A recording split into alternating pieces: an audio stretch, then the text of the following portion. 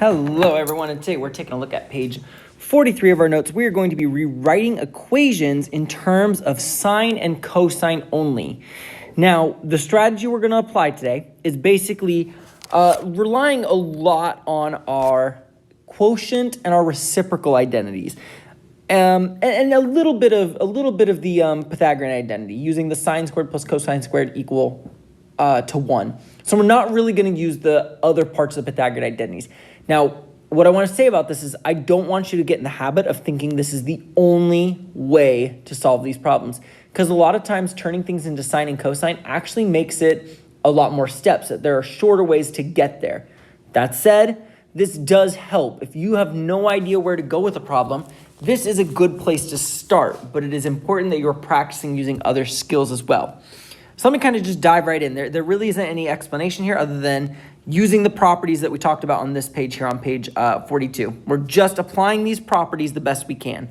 So example 1, to rewrite this in terms of sine and cosine, we're going to go through and change everything that's not a sine or a cosine into 1. So for example, this can be rewritten as sine since it's the reciprocal.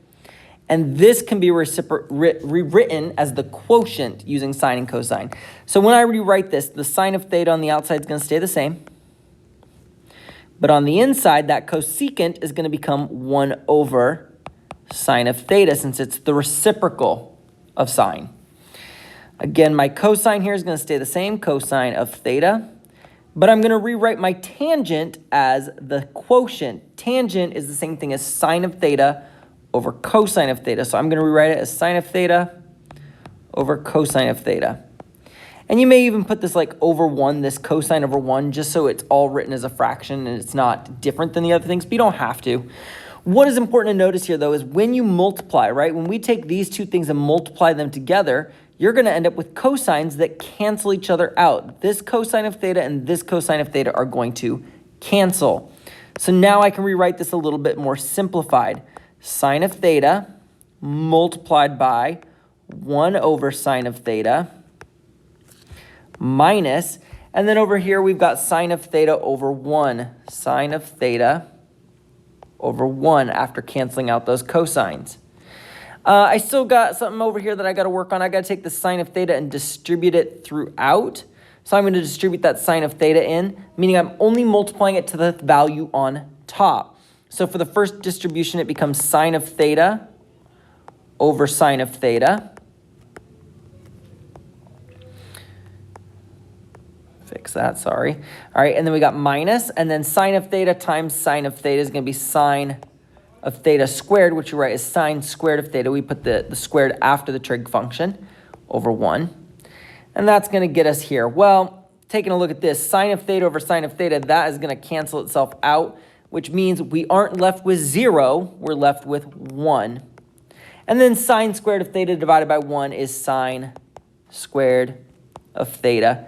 And here's where we're going to have to apply that Pythagorean identity we talked about. We know the Pythagorean identity is sine squared plus cosine squared equals 1. Well, I can modify that a little bit. If I were to subtract sine squared from both sides, subtract sine squared, these cancel, and I would get cosine squared is equal to 1 minus sine squared. And that's exactly what we have here is 1 minus sine squared. So I know that my final solution is going to be cosine squared of theta. And that would be simplified into its simplest form using sines and cosines. Taking a look at this second one here, we have another one that's written as a distribution problem. Again, let's go through and let's just rewrite each of those pieces in its fashion that it needs to be in sines and cosines. In other words, this one needs to be rewritten as a quotient, and this one needs to be rewritten as a quotient. So the cosine of theta gets to stay the same on the outside. We know tangent of theta is the quotient of sine over cosine. So sine of theta divided by cosine of theta. And considering that cotangent's the reciprocal, it's just going to be upside down. It's going to be cosine of theta divided by sine of theta. And just like with that last example, we are going to take this cosine and distribute it in. There is nothing I can simplify inside yet, so let's distribute that and see what happens. In this first one, we're going to end up with sine of theta times cosine of theta on top all over cosine of theta. And then, And then we've got plus, and when I do this one, cosine times cosine here to here, I'm going to end up with cosine squared of theta on top. And then sine of theta still on the bottom. And we can see a couple things happening here. Right here we can see that this cosine and this cosine are going to cancel each other out. So now we have sine of theta plus cosine squared of theta over sine of theta. And I want to try to bring these together somehow. When you're looking at situations like this where you have a fraction being added to something that is not a fraction, we need to make those be the same fraction. So I need to multiply. Technically, I know this sine of theta is over 1, right? Technically, this is sine of theta over 1. I need to multiply that by something to get it to be the same denominator as the other one. So this one has a denominator sine of theta, meaning I need to multiply this by sine of theta in its denominator. And whatever we multiply on the bottom, we got to multiply on top. That way we're not changing that fraction. So I'm going to multiply the top and the bottom by sine of theta. And now I get sine squared of theta on top over sine of theta on the bottom plus cosine squared of theta on top over sine of theta. And if you recall, our fraction rules say that when we add two fractions together that have the same denominator, the denominator stays the same. So sine of theta stays the same. And we just add the top together, the numerators together. So sine squared of theta plus cosine squared of theta, all condensed into one fraction now. And we just talked about it over in the last problem. Sine squared plus cosine squared is equal to 1. So we can rewrite this as 1 over sine theta as our final solution. And I know we could technically take this further. Technically, this would be equal to the cosecant of theta, since that's the inverse of sine. So if you want to take it that next step, you could, but it does just say for us to go ahead and simplify these into their sine and cosine forms, so we don't necessarily have to go much further than that for this one. All right, this one says, example 2, these ones have fractions built into the beginning. So I have secant squared of x minus tangent squared of x divided by cosecant. So this one's going to be a tough one because I've got this that needs to be turned into a cosine, this that needs to be turned into sine and cosine as the quotient, and this that needs to be turned into sine as the reciprocal. So it's going to be a lot of changes. So secant squared, we know that's the reciprocal of cosine, so it's going to be 1 over, and since it's secant squared, it's going to be 1 over cosine squared. We got to keep the squared on it. And then we have minus, and we know tangent squared is sine over cosine, but since it's squared, it's going to be sine squared over cosine squared. Okay, and then in the bottom of this fraction, we've got the cosecant just to the first power. Cosecant's the reciprocal of sine, so it's going to be 1 over sine of x. Well, what's nice about this one is that the numerator has denominators. It's kind of weird to say, but this problem on top already has denominators that are the same. So we don't actually have to do as much changing in this problem as we did in the last one. We can just jump right into putting those fractions on top together. So on top, it combines to make one fraction with cosine squared on the bottom. And then on top, we've got 1 minus sine squared.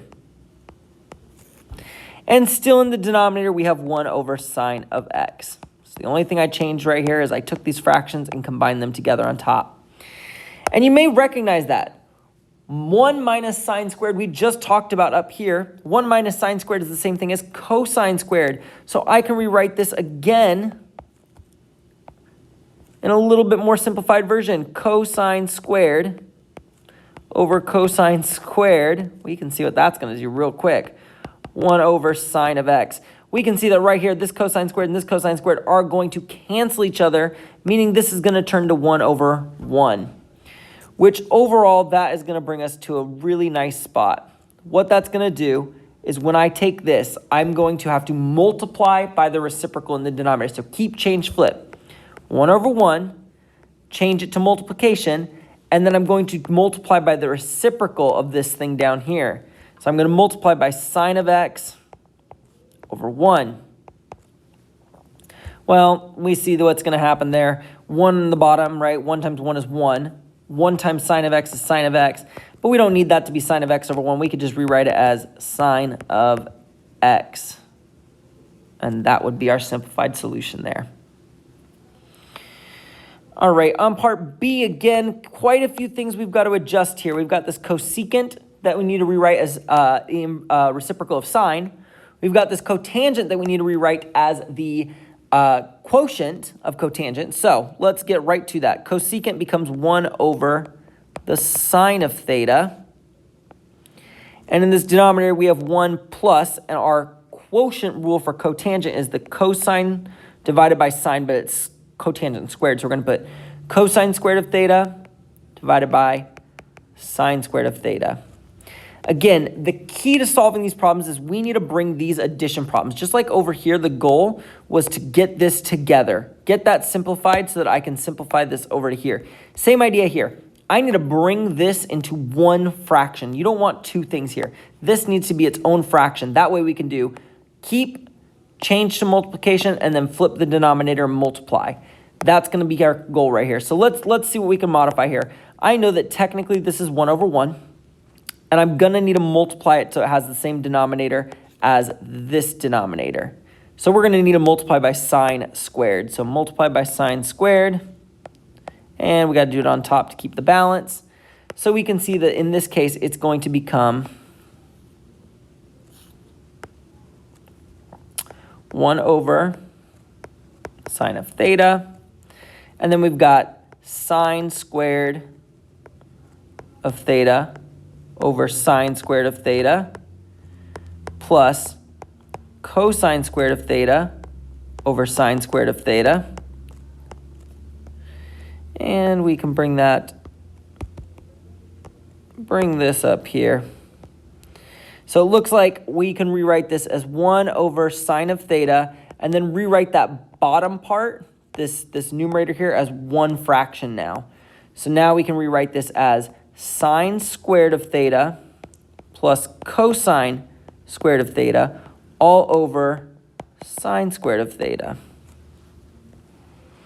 And yet again, we know that sine squared plus cosine squared, same thing we looked at earlier, that's going to be the same thing as 1. So really, this is 1 over sine squared of theta in the denominator. So now I can do my keep, change, flip pretty easily. We've got 1 over sine of theta on top.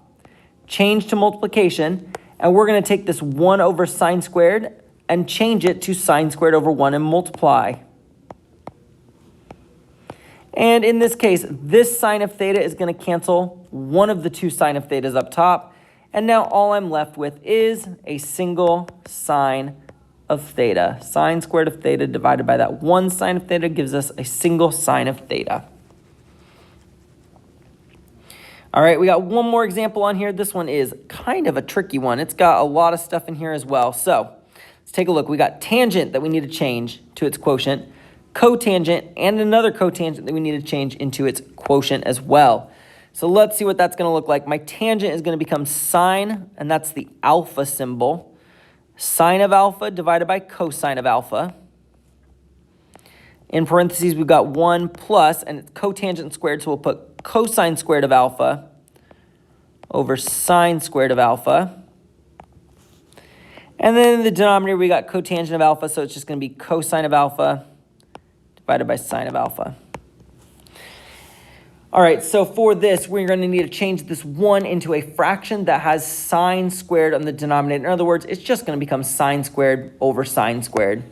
So we're going to rewrite this. In fact, no, I won't do that. Let's see. I will. I'm going to kind of cheat right here. I'm going to take this whole thing, copy it, and paste it.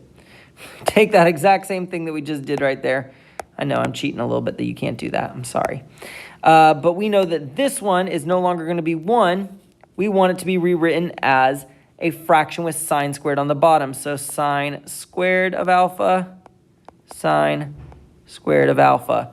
So we just changed that 1 into sine squared over sine squared, and it still represents the same thing.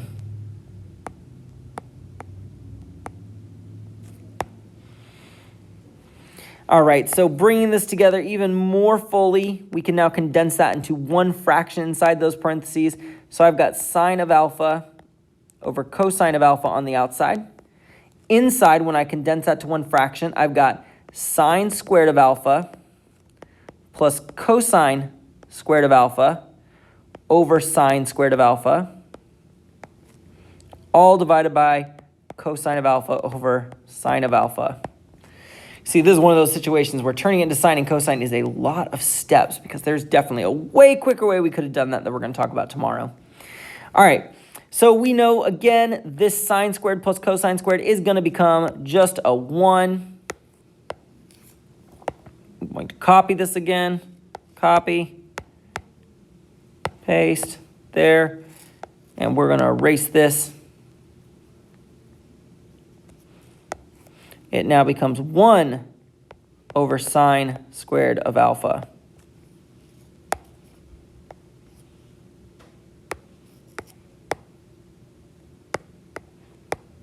There we go. All right, a little bit more we can adjust here. We could definitely now multiply this together, right? These two things could now multiply. Sine times 1, cosine times sine.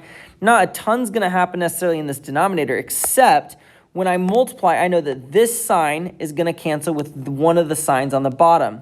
So I know that this whole thing is going to become 1 over cosine of alpha times sine of alpha over cosine of alpha times sine of alpha. So now we could do our keep, change, flip, keep this, change it to multiplication, and then flip this and multiply it. So we're going to have 1 over cosine of alpha, sine of alpha, multiplied by the reciprocal sine of alpha over cosine of alpha. So I can see here that the sine of alphas are going to cancel, and we're going to end up with 1 over cosine squared of alpha, and that is going to be the final answer we can get to here in terms of sine or cosine. Again, with that said, could we take it further? Some of you may already be picking up on this. Absolutely. I would definitely want to go further this and make it the reciprocal, which is secant squared of alpha, and leave it as that as the final answer. It looks a lot nicer. But since the notes are really about focusing on getting to sine or cosine, we're going to leave it like that for the correct answer. But sine squared is technically, secant squared is technically the fully correct answer you'd want to get. All right, if you have any questions, please come talk to me. I hope this helps.